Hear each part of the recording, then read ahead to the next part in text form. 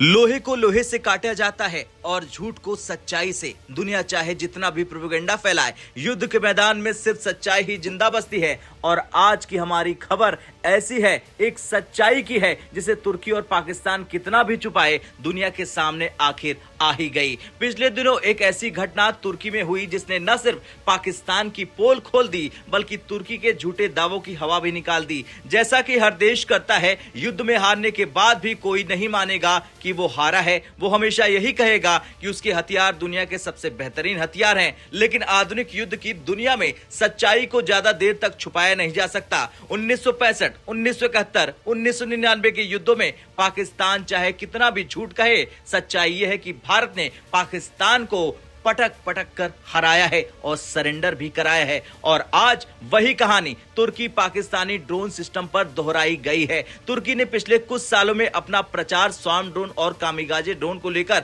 बहुत बड़ा रखा था। उसे लगा कि ड्रोन गेम चेंजर है, और पाकिस्तान ने तो बिना सोचे समझे तुर्की के हथियारों को भगवान मान लिया। लेकिन भारत की एयर डिफेंस सिस्टम, खासकर integrated air defence, radar network और क्विक रिएक्शन मिसाइल्स के सामने ये सभी तुर्की के ड्रोन बहुत बुरी तरह से पिट गए ऑपरेशन सिंदूर के दौरान। तुर्की इस हार को कभी स्वीकार नहीं करेगा, लेकिन एक देश की असलियत उसके एक्शन बताते हैं, ना कि उसके भाषण। और तुर्की का हालिया एक्शन क्या है? उसने अपने पुराने कामिकाजे और स्वार्म ड्रोन को चुपके से हटाना शुरू कर दिया और अचानक एक नए सिस्टम टाइका 05 को पेश कर दिया। ये वही टाइका 05 है जो पुराने फेल हो चुके सिस्टम को रिप्लेस कर रहा। और अगर तुर्की के ड्रोन इतने ही महान थे तो उन्हें बदलने की जरूरत क्यों पड़ी? ये सवाल ही सब कुछ बता देता है। एक और बड़ी बात, तुर्की ने उन सभी ड्रोन सिस्टम के उत्पादन को बहुत कम कर दिया जो पाकिस्तान को दिए गए थे और भारत के सामने फेल हुए थे।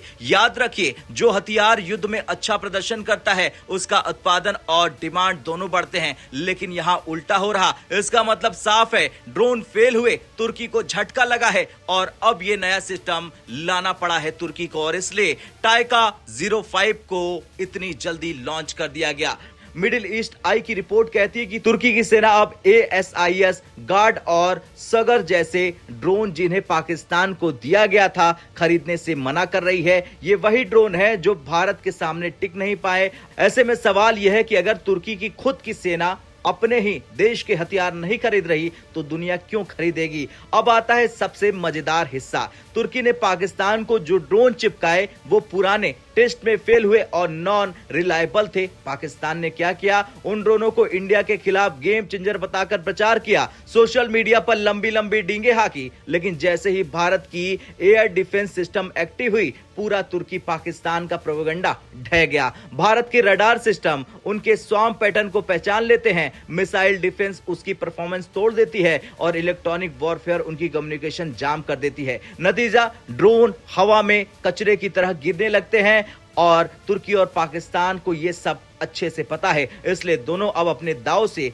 पीछे हट रहे हैं। वैसे भारत की मिसाइल डिफेंस सिस्टम इसलिए दुनिया में टॉप पर मानी जाती है क्योंकि भारत के पास है Akash, Spider, QRSAM, MRSAM, LRSAM, Swathi radar, EW system, anti drone gun, laser based system और DRDO का एंटी ड्रोन टेक। इन सभी के कॉम्बिनेशन ने तुर्की और पाकिस्तान के ड्रोन हाइप को मिट्टी में मिला दिया। खैर, कुल मिलाकर तुर्की जितना भी बोले, पाकिस्तान चाहे जितना चिल्लाए, लेकिन हथियारों की दुनिया में सिर्फ परफॉर्मेंस मायने रखता है। और भारत के सामने तुर्की के ड्रोन ने कोई परफॉर्मेंस नहीं दिखाया, इसलिए अब वो नया ड्रोन लाया, इसलिए पुराने ड्रोन को हटाया, इसलिए पाकिस्तान को आउटडेटेड सिस्टम मिले। और यही सच्चाई है, चाहे कोई माने या ना माने।